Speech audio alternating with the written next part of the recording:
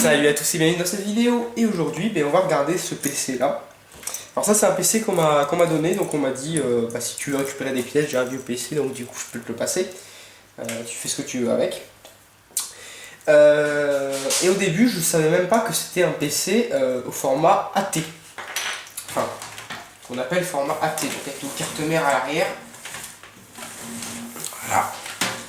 Voilà, ici on reconnaît le trou pour le clavier. On voit qu'il n'y a pas de port PS2, il n'y a rien du tout, donc c'est une carte mère AT qui est à l'intérieur, c'est un boîtier format AT. Donc là, si vous voulez en savoir plus sur tout ce qui est PC AT, regardez la vidéo de John qui est, à mon avis, 1 milliard de fois plus documentée que ce que je vais faire ici. Parce que tout simplement, cette norme-là, AT, je l'ai vraiment très peu connue. Très peu. Je l'ai connu un petit peu en fait vers la fin, quand on pouvait faire des machines assez bas de gamme, pas trop chères, avec du AT à l'intérieur, mais moi j'ai surtout connu ce qu'on a eu après, c'est-à-dire le ATX.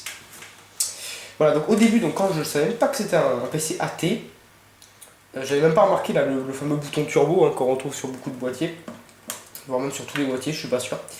Et au début j'ai fait waouh, c'est super, un PC avec un lecteur zip interne, donc je me suis dit c'est génial, je vais enfin pouvoir me servir de ces petites choses là que j'avais récupérées dans un lot informatique que j'avais acheté. Et le problème, c'est que ces petites disquettes là zip, en plus d'être le moyen de stockage de données, un des moyens de stockage de données les moins fiables du monde, il se trouve que ces disquettes là font 250 mégas et j'ai un lecteur zip 100, donc je ne peux pas les utiliser. Ça me rend très triste. Alors, donc qu'est-ce qu'on a sur ce PC? On a un lecteur de CD-ROM Quad Speed, donc par 4 je pense, peut-être, je sais pas. Il faudra qu'on regarde les caractéristiques du lecteur quand on le démontrera. Un lecteur disquette en façade, un lecteur zip 100 comme je viens de le dire, bouton reset, bouton turbo, mais qui n'est pas relié en interne. Le bouton turbo ne fonctionne pas, je vous expliquerai après pourquoi. Un bouton power. Et un truc avec une clé, et bien sûr la clé était fournie avec la machine, donc ça c'est assez sympa. Alors après je sais que ces clés là sont des trucs qui sont quand même assez standards, donc du coup on peut réussir à les trouver. Alors la machine, vous allez voir que la machine boot, voilà, donc elle démarre, mais on n'a pas de sortie vidéo. Vous allez voir, je vais allumer l'écran. Voilà, on n'a pas de sortie vidéo. Alors, on n'a pas de sortie vidéo avec la carte qui est intégrée dans cette machine-là. Si je mets une autre carte en PCI, vous allez voir que la vidéo démarre. Donc, à mon avis, la carte, c'est aussi sur une carte PCI supplémentaire. À mon avis, la carte qu'il y a là-dedans, elle est un petit peu cuite. Et maintenant, je vais vous expliquer un petit peu pourquoi le bouton turbo, il ne fonctionne pas. Il n'est pas câblé parce que dedans, dans cette machine-là, on n'a pas un 486 ou ce qu'il y avait avant. On a, donc c'est-à-dire 386, je crois, ouais. 386, 486, on n'a pas des processeurs de ces générations-là. On a un Intel Pentium 1 cadencé à 100 MHz. Voilà. Donc ça, on va le voir quand on va démonter la machine. Je vais essayer de vous montrer un petit peu comment elle démarre. De toute façon, je ne pourrais pas m'en servir pour le moment. Hein. J'ai bien sûr... alors là, le but, c'est de la restaurer, de la rendre toute belle, toute propre, parce que vous voyez qu'elle est quand même bien dégueu. En bas, on a des traces dégueulasses. Ici, on a de l'espèce de poussière de sciure de bois, pas très belle. Sur le côté, on a un petit peu de corrosion. Voilà, donc de la rouille. Ça, je sais pas si j'arriverai à le traiter. J'en doute. Et ici, on a des traces. Alors, c'est pas des traces comme quoi on aurait gratté la peinture. Hein. Non, c'est des traces, c'est par-dessus la peinture apparemment. Et il y a les mêmes en haut. Pour info. Hop. Sur le haut du boîtier, il y a des traces dégueulasses aussi. Voilà, donc le boîtier, bon, il n'est pas en très bon état. Enfin, la façade est entière. Faut juste la nettoyer, à mon avis, il pourra repartir, être tout beau. Voilà. Donc là, je vais ouvrir la machine. J'ouvre la machine et je vais installer une carte PCI que j'ai, qui me reste, pour essayer de vous montrer un petit peu comment ça boot, ce genre de truc. Alors, on se retrouve à l'arrière de notre boîtier AT. Donc du coup, je vais enlever les 4 vis. Donc là, là, là et là. Pour pouvoir sortir tout le carénage en acier. D'ailleurs, vous remarquez qu'il y a une vis qui n'est pas du tout du même type, donc c'est pareil, ça a été rajouté, ça a été modifié. D'ailleurs, pareil sur l'alimentation aussi, la vis n'est pas du même type. Ah oui, non, on a oublié de parler d'un truc. Ça, c'est un PC, donc c'est un PC assemblé, c'est soit, alors non, c'est soit un PC assemblé, soit un PC de supermarché. Je n'en suis pas tout à fait sûr. La marque c'est Impact System. Donc système écrit en... Voilà. Hop, comme ici. Zoomer un petit peu. Voilà. Impact System. Donc système écrit à la française. Donc je suppose que cette marque c'est une marque française. Enfin un assembleur français. Qui a dû couler depuis, depuis quelques temps quand même. Parce que de toute façon tous les assembleurs qu'il y avait autour de chez moi, ils ont coulé. Malheureusement. C'est bête, j'aimais bien me fournir en pièces chez eux quand même. Donc c'est une marque Impact System, on a un numéro de série derrière. Mais je sais pas si c'est un PC de supermarché. Alors peut-être qu'il y en a dans... Là, ceux qui vont regarder la vidéo qui vont peut-être savoir si c'est un PC de supermarché ou si c'est un PC vendu par un assembleur. Moi je me souviens que les PC qu'on achetait chez, justement chez mon assembleur informatique, la marque c'était Pégase il me semble. Ils avaient un joli petit logo devant avec un petit Pégase, c'était sympa. Voilà, et au niveau du SAV, donc on voit que c'est RI2T qui a fait le SAV, donc RI2T existe encore, ils sont toujours à Bègle, c'est pas loin de chez moi, j'ai pas vérifié si le numéro de téléphone avait changé. Et apparemment il y a eu un SAV en 98. Donc on va retirer la coque du PC, on retire.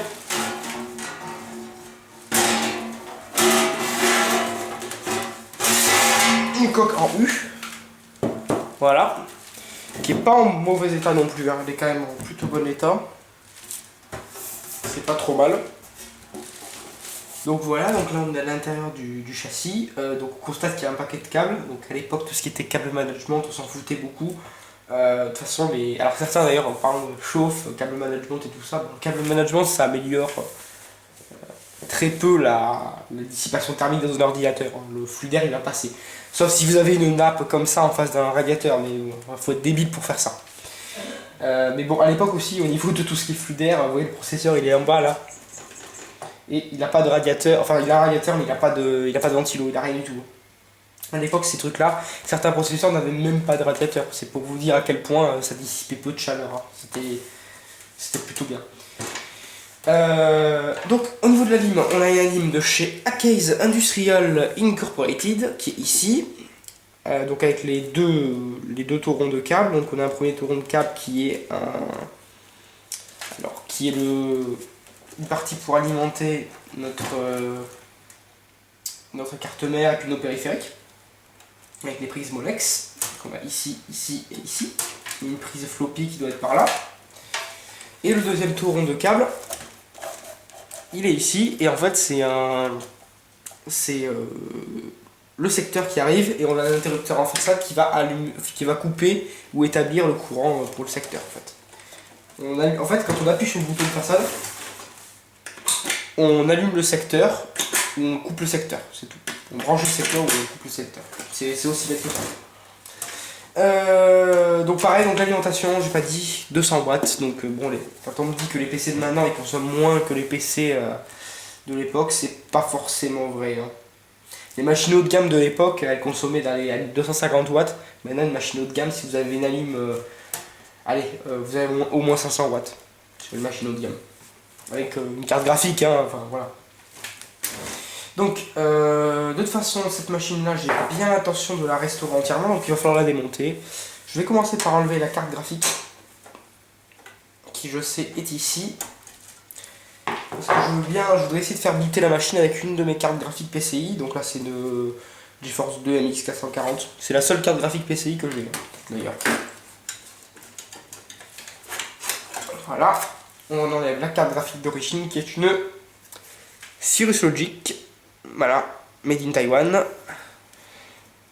avec de la RAM. Donc ici on doit avoir, je pense que ça doit faire 1 méga, donc 0,5 et 0,5. Et ici on peut rajouter 2 puces de RAM pour pouvoir rajouter de la RAM à la carte graphique. Ça c'est un truc que j'aimerais bien avoir d'ailleurs sur les cartes graphiques modernes, c'est pouvoir rajouter de la RAM. Ça pourrait être sympa. Voilà, donc ça c'est la carte graphique d'origine. Donc bon, vous avez vu, elle est quand même super méga crado. Il y a plein de poussière, de trucs. Elle est pas très belle. Là le connecteur il est plein de poussière. Je sais pas trop à quoi sert ce connecteur. Peut-être pour un... Ça m'étonnerait quand même pour un truc de décodage MPEG 2 DVD. Ça m'étonnerait quand même beaucoup, mais je sais pas. Si j'arrive à trouver la la notice ou la datasheet de cette carte, je regarderai ce que c'est ce connecteur. Voilà, donc bon, elle est toute crade, donc c'est clair, elle va passer sous la flotte en nettoyage. Donc maintenant je vais prendre ma carte graphique, donc je sais qu'elle fonctionne, je vais la relier à l'endroit où était l'ancienne carte. Je vais la brancher tout derrière et puis on va regarder si l'ordinateur veut bien démarrer. Alors, moment de vérité, la machine va-t-elle bien vouloir démarrer? Donc j'ai mis la nouvelle carte graphique, j'ai tout branché derrière, j'ai mon écran qui est prêt. On va appuyer sur Power. Pouf, ça démarre.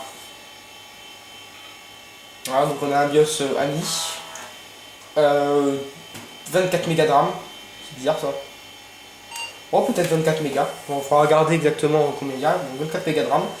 Et là j'ai un message CMOS battery failed, memory size decrease. Je pense qu'on a une barrette défectueuse. Ça c'est pas sympa, ouais. Donc CMOS battery failed et memory size decrease. Donc ça c'est barrette défectueuse, c'est quasiment sûr. Et le CMOS battery failed, j'ai la pile du BIOS en fait qui est HS. D'ailleurs j'en ai pas vu de pile de BIOS sur cette carte mère. Ça m'inquiète un peu. On va regarder ça ensemble parce que j'espère pas tomber sur ce que je pense trouver réellement. Je pense qu'on va tomber sur une petite surprise sympathique. En commençant à désosser cette machine, j'ai remarqué un truc déjà qui me plaît beaucoup et que j'avais eu sur un de mes boîtiers, mes premiers boîtiers à l'époque, et qui se fait plus trop, c'est le fait qu'on ait une carte mère qui soit sur un système extractible facilement en fait. C'est super pratique, on installe la carte, enfin moi je trouve ça super pratique, il y en a qui vont me dire que c'est de la merde, hein, c'est possible. Moi j'ai toujours trouvé ça pratique en tout cas. On installe la carte mère sur un support, et après on va greffer le support dans le boîtier. Moi je trouve ça mieux que de s'emmerder à mettre la carte et puis essayer de la placer. Moi j'aime bien ce système là, c'est assez sympathique, il est plutôt bien fait ce boîtier, d'ailleurs il n'a pas trop de bords coupants. Il faut le souligner, à l'époque c'était pas tout le temps le cas. Moi je me souviens même mon boîtier était un boîtier qui était quand même assez cher. C'était pas un boîtier avec une marque. Enfin si, la marque c'était Océan, j'ai jamais pu en trouver un autre d'ailleurs. Mais lui il avait quand même des bords bien coupants, alors que là c'est mieux. Honnêtement c'est mieux que le boîtier que j'avais. Donc du coup on va continuer le désossage. Alors oui, un truc qui s'applique dans pas dans tous les PC mais dans les PC de cette époque là. Surtout quand vous commencez à intervenir dessus, débrancher. Alors moi je vous conseille ça pour tous les PC de toute façon. Dans tous les cas, débrancher la lime, débrancher le secteur. Parce que bon, sur une alimentation ATX d'un PC standard, c'est pas très grave. Vous risquez quasiment rien. En revanche, sur les machines comme ça, comme je vous ai dit, on coupe à l'avant du boîtier, on va couper le secteur. Ce qui veut dire que le secteur il se balade sur un fil à l'intérieur de votre PC. Et le secteur, il se balade ici. Voilà, là, au fond, on a un petit interrupteur, juste là où je pointe, on le verra plus tard quand je continuerai à démonter. Et on a un petit interrupteur donc qui peut être des fois, sur certains boîtiers pas chers, mal isolé, voire même pas du tout isolé. Donc là il se trouve que sur ce boîtier là, c'est isolé, donc ça va. Mais bon, débranchez le secteur parce que là vous pouvez vous prendre une petite châtaigne. Le premier truc que je vais faire pour retirer les pièces de ce boîtier, c'est tout ce qui est carte d'extension. Histoire d'y voir un petit peu plus clair. Je vais enlever ma carte graphique. Voilà. Alors, on a une carte ISA avec deux puces de chez UMC.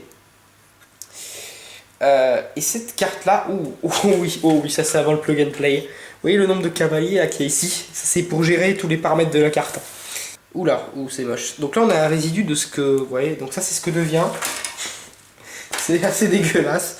C'est ce que devient un élastique au bout de 20 ans. Voilà.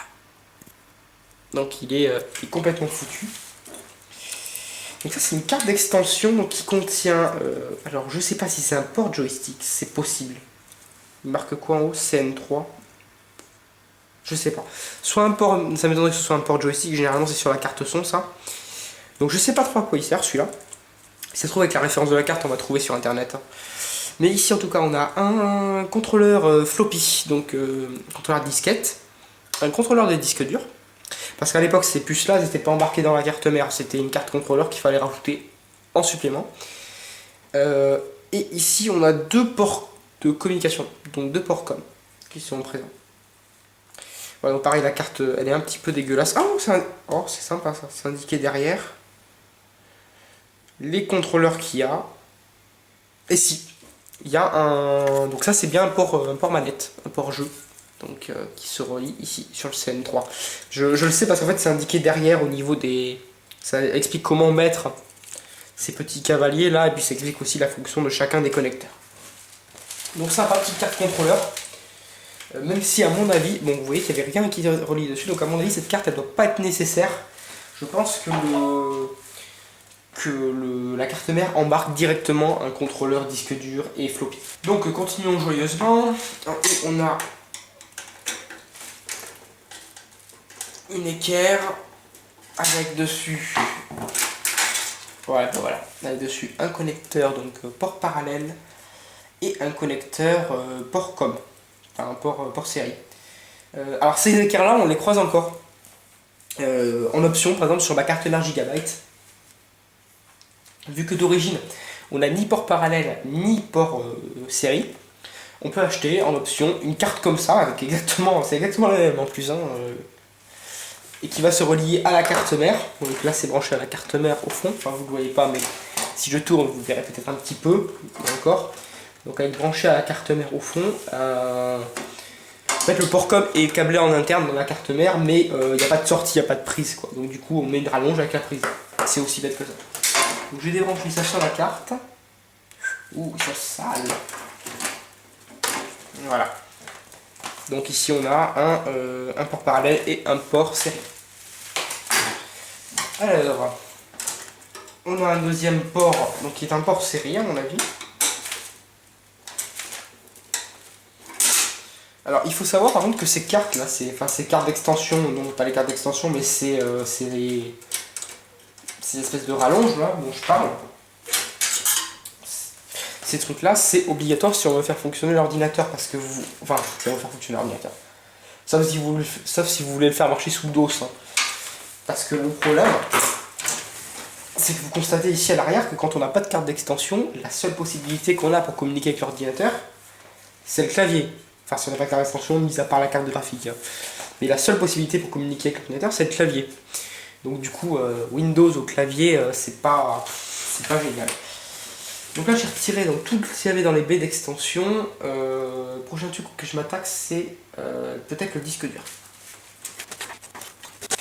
Donc là, j'ai débranché tout ce qui est lecteur disquette 3 pouces et demi et disque dur.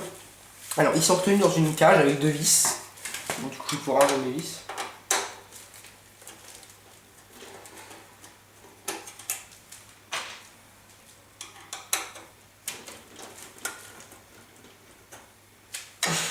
Non, ça va pas tomber. Ça, c'est cool. Je viens de sentir là-dessous avec ma main qu'il y a aussi le haut-parleur du PC. Il y a un petit haut-parleur qui est intégré. Alors, normalement, comment ça sort ce truc-là?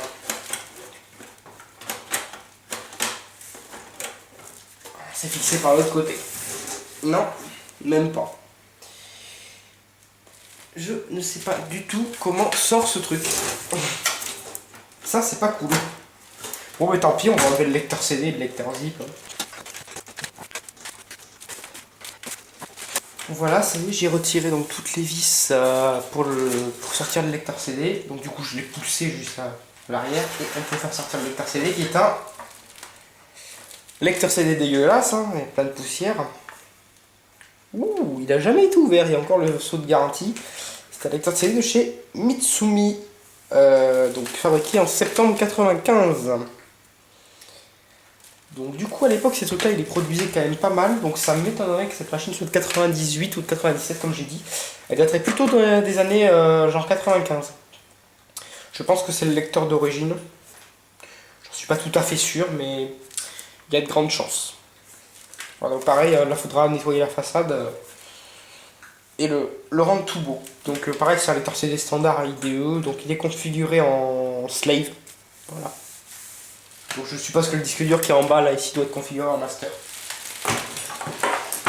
Ou alors le lecteur zip qui est en haut est configuré en master. Je ne sais pas, j'ai pas encore sorti le lecteur zip.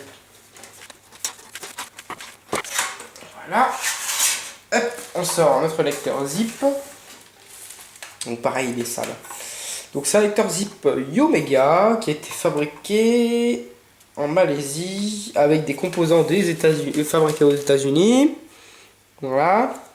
Ils mettent encore d'ailleurs forme foreign and US component sur certains équipements. Ah ouais, d'accord. Oh, c'est cheap. Alors l'adaptateur, c'est peut-être le truc le plus cheap que j'ai vu parce qu'en fait il n'y a pas de vis, vous voyez. Le lecteur zip repose sur 4 petits ergots en plastique. Ah! Alors on a peut-être une référence pour le fabricant du boîtier. Donc je sais pas si ça c'était intégré de base avec l'ordinateur, j'en sais rien à l'ordinateur, j'ai pas de retour dessus. Mais on a peut-être une référence, c'est peut-être un CI Design. Vous voyez, on a hop, là dans le métal CI Design. Made in Taiwan. Donc c'est possible que ce soit un boîtier CI Design qui aurait été acheté. Je sais pas si cette entreprise existe encore. Alors comment configurer notre petit Zip Yomega? Donc il est configuré au milieu en tant que slave. D'accord, donc il est en slave lui aussi. Il n'y a qu'un disque dur. Il y a 3 périphériques vidéo. Il y en a 2 qui sont en slave.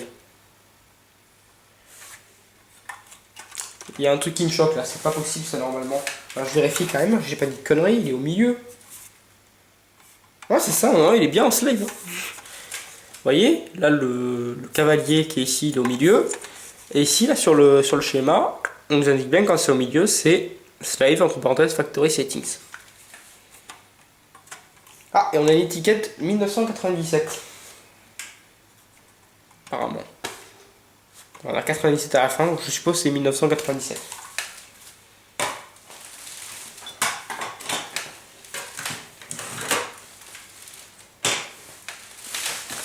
Alors, est-ce qu'on va pouvoir enfin retirer la cage disque dur plus lecteur de disquette?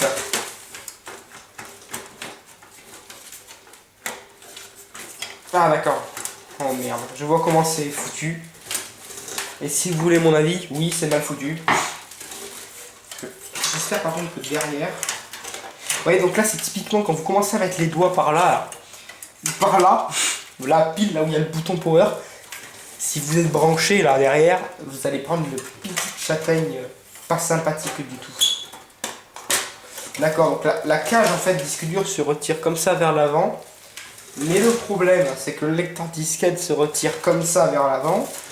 Donc du coup les deux ils vont pas pouvoir sortir comme il faut quoi. J'essaie d'enlever les vis du lecteur disquette, peut-être qu'il est fixé que d'un côté.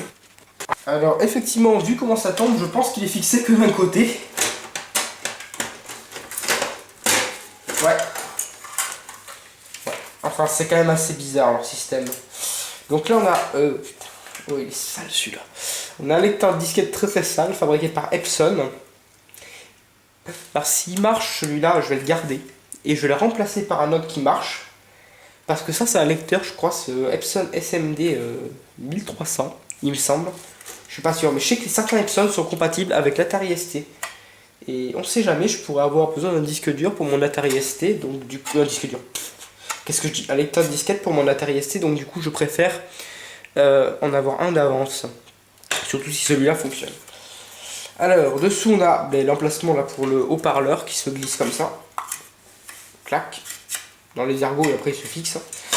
Et donc on a donc le lecteur de disquette Epson et un disque dur. Donc on va les regarder un petit peu plus en détail. Donc lecteur de disquette Epson standard, c'était assez commun à l'époque d'en avoir des modèles comme ça. Bon, il n'y a pas grand chose à dire dessus. Il est configurable. À l'intérieur il faut faire des petits points de soudure pour pouvoir le configurer un petit peu comme on veut. Donc c'est ok, sympathique, j'espère qu'il marche. Ouh, j'en ai jamais eu encore des comme ça. Date limite de garantie. Voilà. Là notre disque dur, donc c'est un disque dur chez Fujitsu. Voilà. Date limite de garantie 1996.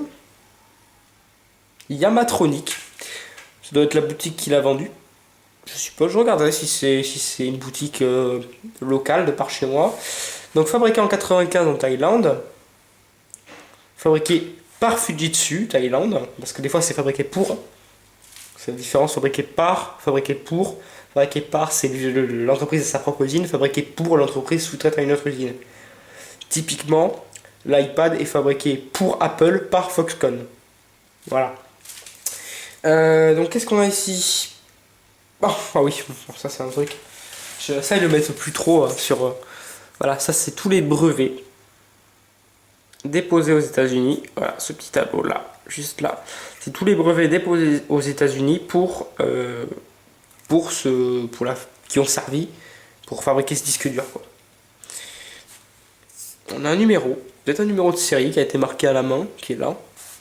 Bon, attention, si vous enlevez n'importe quelle étiquette là, il n'y a plus de garantie. Par contre, je sais pas du tout quelle taille il fait. Avec le numéro là, je peux vous retrouver la taille, je vais vous l'indiquer juste là. Hop. Aussi, apparemment, ce disque dur là fonctionne. Et c'est tant mieux. Parce que c'est des disque dur de petite taille, j'en ai pas beaucoup, hein. J'ai un Samsung, mais il est vraiment ridicule au niveau de la taille, donc je sais même pas si ça irait. Ouh! Alors ça, c'est un truc qu'on voit aussi encore en électronique, mais on en voit de moins en moins. Vous voyez tous ces petits fils? Ça s'appelle des mod wires. Donc c'est un... Alors je vous explique. C'est un câblage à fil qui a été installé en usine. Pourquoi? Parce que tout simplement, ils ont fabriqué en fait un PCB, donc ils ont fabriqué un circuit imprimé. Ils ont placé tous les composants dessus. Et là, quand ils ont testé, eh ben, ils se sont rendus compte que ça marchait pas. Donc ce qu'ils ont fait, c'est qu'ils ont corrigé en rajoutant des fils. Voilà. Pour que le circuit se mette à fonctionner. Tout simplement. Alors des fois ça vient juste d'un circuit qui était mal fabriqué, et à l'époque ce truc là ça coûtait très cher à fabriquer un circuit imprimé, surtout avec autant de pièces à mettre dessus. Donc du coup ils voulaient pas les jeter, ils voulaient absolument les réparer, puis ils les vendaient comme ça à modé, ou alors, donc ça c'est quand le circuit est défectueux, par exemple il y a une piste qui est coupée quelque part, là je pense que typiquement ça doit être le cas, c'est une piste qui doit être coupée, c'est possible. Ou alors il y a juste une erreur de conception, le problème c'est que les cartes étaient déjà fabriquées, et pareil pour pas les jeter à la poubelle, et bien il refaisait les pistes à la main, il faisait des réparations comme ça. Donc là la carte elle a des petits fils qui permettent de faire en sorte que le disque dur fonctionne. Bah dites donc, on est presque au bout. Alors ça c'est sympa, on est presque au bout, donc du coup je vais pouvoir retirer l'alimentation. Donc les deux prises qui sont, je l'espère, je pense, ouais c'est ça, c'est bon. Il y a des détrompeurs. Heureusement qu'il y a des détrompeurs parce que sinon on peut cramer la carte mère assez facilement. Je vais sortir l'alimentation. Alors il faut aussi se rappeler que l'alimentation est reliée au bouton power là devant. Non, je vais peut-être pas la sortir de suite. Je vais juste sortir les fils qui nous gênent. Voilà, donc là on va enlever une nappe pour lecteur de disquette. Alors pour ceux qui ne savent pas, alors ce connecteur là, c'est un connecteur qui est assez standard qu'on a sur tous les lecteurs de disquettes, 3 pouces et demi. Et celui-là, c'est pour les disquettes 5 pouces 1 quart. Alors, ensuite, on a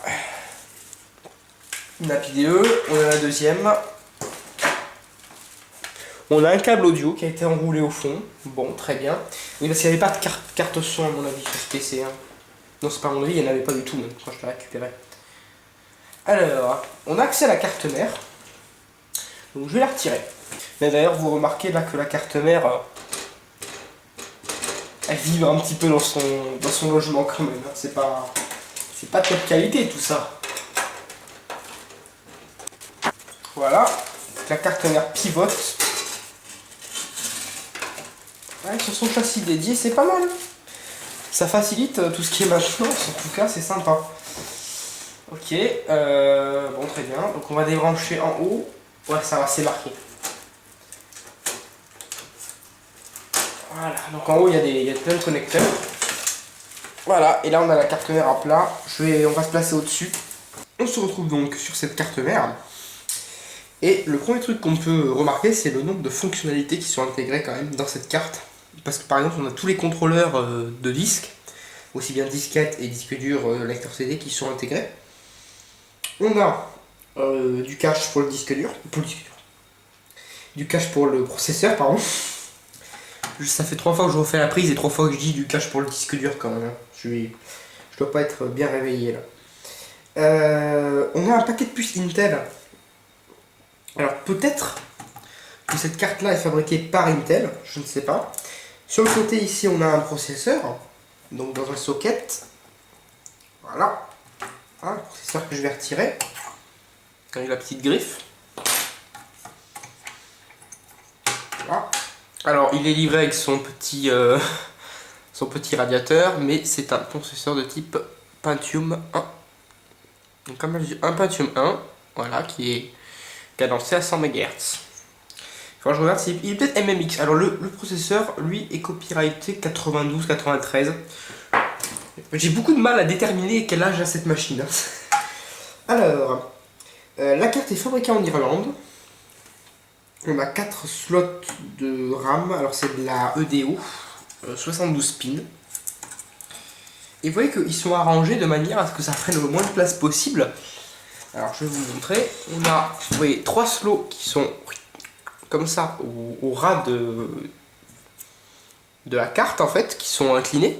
Parce qu'en fait ici on a les cages avec le disque dur et le lecteur de disquette qui pourraient frotter. Donc du coup, si on a une barrette de RAM qui est standard, comme celle-là en hauteur, bah ici avec la cage des disques durs on passe plus. Donc peut-être que cette carte là c'est pas une carte Intel, je sais pas, peut-être que c'est designé spécialement pour ce boîtier. Je sais pas du tout, hein. Vraiment c'est... Et en tout cas on a un jeu de puce Intel, donc à mon avis au niveau de la stabilité et tout ça, ça doit pas être trop mal hein, quand même. Ah oui, aussi un autre truc qu'on peut remarquer sur cette carte, en dehors du grand nombre d'extensions donc ISA, du grand nombre de slow ISA et de slow PCI, parce que par exemple moi sur mon IBM PC 350 j'ai beaucoup moins de possibilités de mettre des cartes d'extension quand même. Mais un truc qu'on peut remarquer, c'est la petite taille de cette carte. Vous voyez, ça c'est une carte ATX, pour ceux qui... donc un truc moderne, hein, pour ceux qui voudraient s'en rendre compte. Voilà. Ça fait quasiment la même taille qu'une carte ATX. Donc c'est quand même pas mal au niveau de l'intégration. C'est quand même plutôt bien fait, hein. On a quand même un truc qui est pas mal, parce qu'au niveau de la taille, c'est... Voilà, donc c'est dans un tout petit format, donc peut-être que c'était une carte low cost, je suis pas sûr, on a beaucoup d'intégration, on a un petit format, c'est possible. Je vais retirer la RAM, alors la RAM EDO, voilà, il faut la faire basculer. Voilà. Donc on a des barrettes de Micron Technology, donc c'est marqué MT dessus. Donc si ça veut bien faire le point, ça ne le fera jamais, si ça y est, vous voyez. C'est marqué Micron Technology. Alors pour ceux qui posent la question, Micron Technology c'est crucial, c'est tout ce qui est disque dur, SSD, mémoire cruciale. Donc c'est quand même de la bonne cam. On a une deuxième barrette de RAM de chez Micron Technology. Je suppose, vu qu'il y a une étiquette, je suppose que ce sont les barrettes d'origine. Il faudrait que je regarde, il faudrait que je tape la référence pour savoir. Il y a une petite référence qui est hop, ici. Voilà, il faut que je regarde un petit peu de combien elles sont ces barrettes, combien elles font. Et là on a des barrettes qui me semblent beaucoup plus récentes. Même pas beaucoup plus récentes, c'est des vieilles barrettes. Je sais pas, je les ai plus récentes parce qu'en fait on a des espèces de COB là, donc avec de la résine, qui est selon moi une technique de production pour faire des trucs pas chers. Donc non, ça c'est peut-être les barrettes, je sais pas, Yamatronic, 70 nanosecondes, 1 méga. Donc 1 méga, 70 nanosecondes de latence, c'est marqué derrière. Tac. Voilà. Et c'est de la barrette qui a l'air vraiment cheapos, hein. Je sais pas du tout qui c'est qui l'a fabriqué, il y a un M en haut. Voilà, et elle date de 96. Donc je suppose que ce PC là doit dater de 95 ou 96, parce qu'il y a beaucoup de trucs qui retombent dans cette époque-là, 1996, et qu'après, il y a eu des upgrades qui ont été faits plus tard, en 98, par justement, par l'étiquette qu'on avait à l'arrière, on peut se douter qu'il y a eu un upgrade ou une réparation qui a été faite en 98. Ah, donc la dernière barrette de RAM, marque Topless. Ça a l'air d'être de la RAM de qualité. Alors s'il y a des barrettes de RAM qui déconnent, à mon avis c'est ces deux-là. J'en suis quasiment sûr. Donc ouais, 1 méga par barrette, ça fait 2 mégas, c'est pas grand chose quand même. Faut pas oublier que de l'autre côté, on a un bon gros Intel Pentium 1. Et là, on a un truc. Vous vous souvenez, je vous ai dit, j'ai pas vu de pile de BIOS sur la carte. Et c'est parce qu'en fait, la pile de BIOS, c'est cette chose-là. Alors, c'est pas vraiment une pile de BIOS, ce truc-là. C'est ce qu'on appelle une RTC, une Real Time Clock. Donc c'est une horloge, c'est un composant complet contenant une horloge et une batterie à l'intérieur. Et là, mais le problème c'est que ces trucs-là sont des véritables saloperies. Alors c'est pas aussi mauvais, on va dire, que les piles qui sont soudées sur les cartes mères et qui, quand elles commencent à couler, oxydent entièrement toute la carte. C'est pas à ce niveau-là. Mais ces trucs-là, le problème c'est que soit on remplace le bloc complet, soit il faut les hacker, découper le côté là pour pouvoir souder une pile à l'arrache. Donc ça c'est pas top. C'est pas top. Alors ces trucs-là, là, ces petites Real Time Clock Dallas, on en trouve dans plein d'appareils de l'époque. Voilà. Mais on en trouve aussi dans un appareil qui... Oh, c'est de l'époque aussi, hein, dans ceci.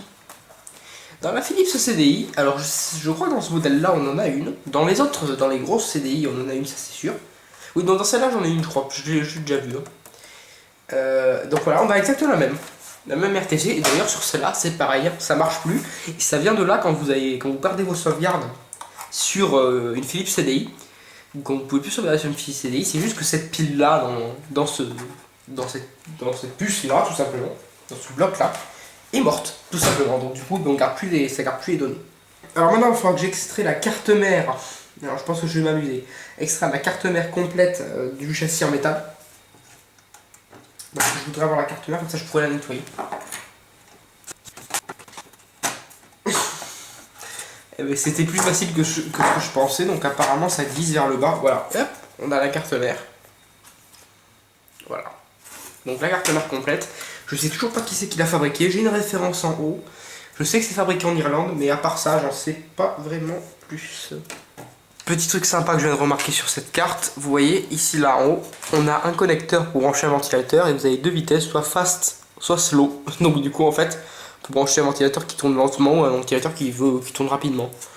C'est un truc qu'on voit plus du tout, même moi je l'avais jamais vu, en tout cas sur une carte mère. Donc là, étape finale dans le désossage de cet ordinateur, l'alimentation. Alors là-bas au fond, on a ensuite des connecteurs, enfin des petits boutons là qui vont se connecter directement à la carte mère, donc avec ce réseau de fils. On a donc notre bouton power qu'on peut enlever. Voilà ce qui reste, donc ça c'est le bouton power. Et c'est un vrai bouton power de 130 volts quoi. Donc là c'est plutôt bien foutu parce qu'ils ont isolé les 4 connexions, mais c'est pas le cas pour tous les boîtiers ou pour toutes les alimes. Et donc ça c'est le bloc d'alim qu'on a. Alors c'est un bloc 200 watts qui m'a l'air d'être d'une qualité, je suis sûr qu'elle est correcte quand même. Je vais le démonter pour tout nettoyer et faire les poussières. Voilà, et puis on se retrouve quand la machine sera entièrement montée, restaurée et propre. Voilà, pour le moment on ressemble à ce truc là qui est très moche. Un truc que je viens de remarquer là en essayant de démonter la lime, c'est, vous voyez ce seau de garantie là est collé par dessus un autre seau de garantie. C'est quand même assez bizarre. C'est possible qu'en usine en fait cette alimentation elle a été rejetée parce que elle n'était pas fiable et qu'en fait ils l'ont réparé et que du coup elle est repartie avec un seau de garantie. Soit en usine soit après en SAV, je sais pas du tout. Donc là nous voilà à l'intérieur de la lime et comme vous pouvez constater c'est plutôt poussiéreux je dirais et un peu sale quand même. Donc du coup ça va passer entièrement en nettoyage.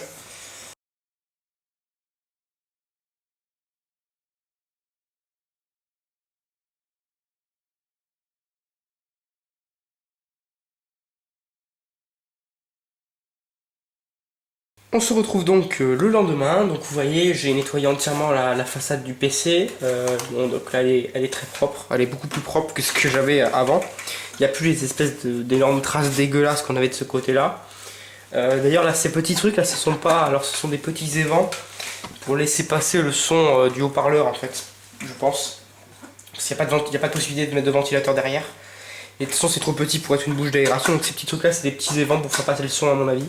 Et d'ailleurs ça à nettoyer c'est quand même plutôt difficile parce qu'il faut passer avec une espèce de petite feuille de papier ou un chiffon très fin entre les deux pour pouvoir enlever toute la crasse qu'il pourrait avoir. Nous voilà donc à l'intérieur de la machine. Donc bon, je l'ai nettoyée entièrement, elle est toute propre, il n'y a plus de poussière. J'ai rajouté, donc j'ai fait des modifications, j'ai rajouté 2 cartes d'extension et j'en ai retiré une. Première carte d'extension que j'ai rajoutée, c'est cette carte son de chez Creative. Donc je me suis dit, si on a un lecteur CD, autant avoir la carte son qui va avec, ça peut être sympa. Juste en dessous, une carte réseau. Alors c'est une carte réseau de chez D-Link. C'est la carte réseau la plus vieille que j'ai pu trouver. Je suis pas sûr que vous la voyez bien, hein. Ouais, vous la verrez pas très bien. Ah si, là vous la voyez mieux. Elle est juste là. Voilà, juste ici. Voilà, donc ma carte réseau. Et tout au fond, ben, on a la carte graphique PCI qui avait d'origine, qui maintenant refonctionne après avoir été nettoyée. Donc j'ai lavé tout le châssis, hein, tout a été passé à l'eau, sauf les composants qui ne doivent pas être mis dans l'eau. Ce qui n'inclut pas la carte mère, parce que la carte mère aussi était passée à l'eau pour bien la nettoyer. Donc je vous ai dit, j'ai rajouté donc 2 cartes d'extension, j'en ai retiré une. La carte que j'ai retirée, c'était la carte ISA qui contenait un contrôleur IDE, un contrôleur jeu et 2 ports COM. Tout simplement parce qu'en fait sur la carte son, j'ai déjà un port jeu et je pense que ça peut générer des conflits. Et en plus de ça, de toute façon, je n'ai pas besoin d'avoir des ports IDE supplémentaires, vu qu'avec ceux qui sont déjà placés sur la carte mère, je peux rajouter un paquet de périphériques externes. Par exemple, donc là j'ai un lecteur de CD, un lecteur zip, donc cela y a été au départ. Mais au niveau des disques durs, j'ai pu même rajouter un disque dur. Donc j'ai rajouté un disque dur Samsung de 1,6 Go. C'est le disque dur le plus petit que j'avais chez moi. J'ai essayé un disque dur de 10 Go. La machine ne le détecte même pas au démarrage. Donc du coup, je pense qu'elle doit être limitée. Elle doit avoir la limite des 8 Go cette machine. Je pense qu'un disque dur en dessous de 8 Go ça passe. Au-dessus ça passe plus. Et j'ai également rajouté donc en façade, mais ça vous l'avez vu tout à l'heure, j'ai rajouté un lecteur de disquette supplémentaire. Comme ça on a une façade qui est bien complétée en entier. Voilà, donc je vais vous montrer quand même que la machine démarre maintenant, donc avec sa carte graphique d'origine. Voilà. Donc ça allume l'écran en même temps parce que j'ai relié l'écran à la carte, à l'alimentation. Donc j'ai toujours pas de clavier malheureusement. Je vais recevoir un adaptateur dans quelques jours, donc je vous ferai une autre vidéo sur cette machine. On va voir un petit peu ce qu'il y a dedans après. Donc j'ai ni clavier ni souris pour ce format. Voilà, et donc là on voit bien. Alors je vais vous approcher un tout petit peu l'écran. Voilà. Donc là on voit bien qu'on a un message d'erreur CMOS battery failed.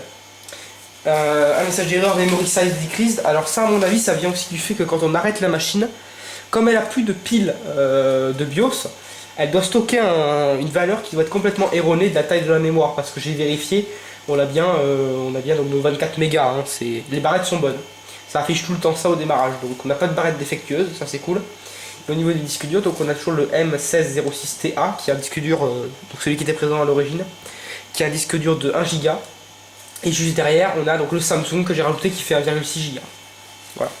Et maintenant je vais vous montrer la machine avec son capot que j'ai aussi un petit peu nettoyé. Voilà la machine avec son capot, donc de ce côté on n'a plus vraiment de traces, hein. C'est vraiment beaucoup plus propre que ce qu'on avait avant. Mais bon, on a quand même une petite trace de rouille en bas que j'arrive pas à avoir. Mais bon, elle est pas très grave. Vous les voyez légèrement. Voilà, on a une petite trace en bas, bon elle est pas très grave. Au-dessus, vous vous souvenez, on avait un bon papier. Je vais mieux l'éteindre avant de faire ça d'ailleurs. Voilà. Donc au-dessus, on avait des traces qui étaient ici. Voilà, donc il n'y a plus rien après nettoyage. Alors je suis content, ça n'a pas trop jauni, hein. La façade est un peu jaunie, mais ça me... Voilà, vous ne voyez pas bien à la caméra parce que j'ai fait en sorte que la balance des blancs fasse en sorte que ça ressorte un petit peu plus blanc que ce qu'il y a. C'est un tout petit peu jauni, mais c'est vraiment ridicule. Et donc sur l'autre côté, donc on a des traces à peu près partout. Donc là il y en a une que j'arrive pas trop à éliminer, même si elle est très peu visible. Et ici on a nos petits piquets de rouille là que j'arrive pas à enlever. Je sais pas, je pense pas que je vais refaire une peinture non plus dessus. Je vais essayer de traiter la rouille et de voir ce que ça donne. Donc voilà, donc la machine est repartie. Je suis content parce qu'elle démarre maintenant avec sa carte graphique qu'il y avait intégrée. Donc la carte graphique Cirrus Logic. Et bon, pour le moment je peux rien faire vu que j'ai ni clavier ni souris compatibles. Voilà, donc en espérant que cette vidéo vous ait plu, et à la prochaine pour une prochaine vidéo. Petit bonus sympathique sur le lecteur CD de cette machine. Et je peux vous dire une chose, ce lecteur CD là est de super bonne qualité au niveau de la construction du tiroir. C'est pas un système en fait avec une poulie qui va nous sortir le tiroir, regardez bien. Hop, j'ai fait tomber les clés. Regardez bien en dessous, ici là vous avez une rangée de dents. Et à l'intérieur, je vais essayer de vous mettre un petit peu de lumière. Voilà, donc, et à l'intérieur du lecteur, vous allez voir qu'il y a un engrenage. Voilà, qu'on peut voir juste là, en bleu, qui va entraîner le tiroir. Donc du coup, au niveau de la construction, ça c'est un truc qui est quasiment increvable. Hein. Au niveau de la construction du tiroir, ça, avant de le casser, faut y aller. C'est pas comme les nouveaux lecteurs là maintenant qu'on a chez Samsung ou chez LG, où c'est un système avec une courroie